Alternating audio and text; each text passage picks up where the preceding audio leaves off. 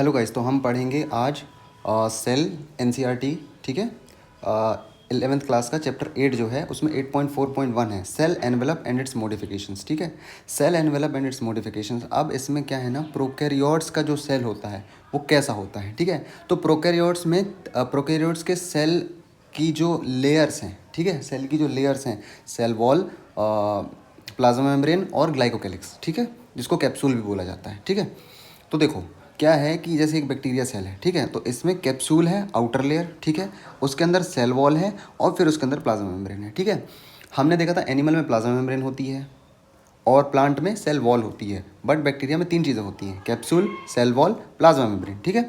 ये tightly bound 3 layered structure होता है, ठीक है। अब आगे देखते हैं।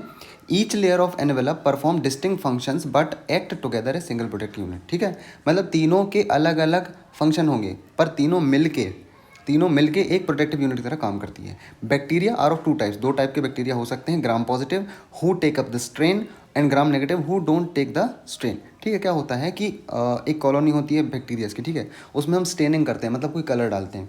अगर वो कलर बैक्टीरिया एब्जॉर्ब कर लेता है, ठीक है, तो उसको हम बोलेंगे ग्राम पॉजिटिव, और नहीं कर पाता उसको बोलेंगे ग्राम नेगेटिव, ठीक है।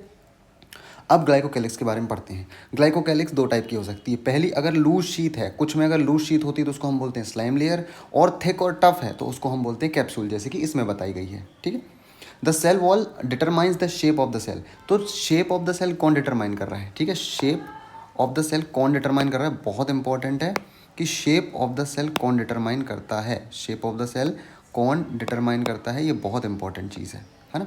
तो determine shape of the cell कौन करता है, सेल वॉल करती है, ठीक है, ग्लाइकोकैलिक्स नहीं करती है।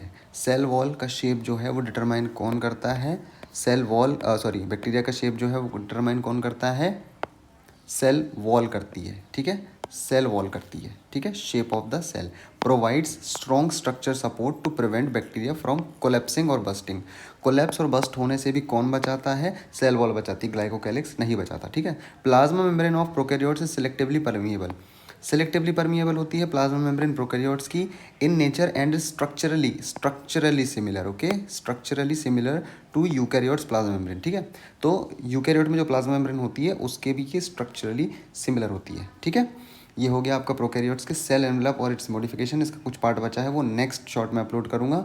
अगर पसंद आया तो प्लीज़ फॉलो करो, लाइक करो, सब्सक्राइब करो, ताकि मैं ऐसे ही शॉर्ट कंटेंट ला सकूँ जो फटाफट आपको रिवीजन में हेल्प कर सके। Thank you.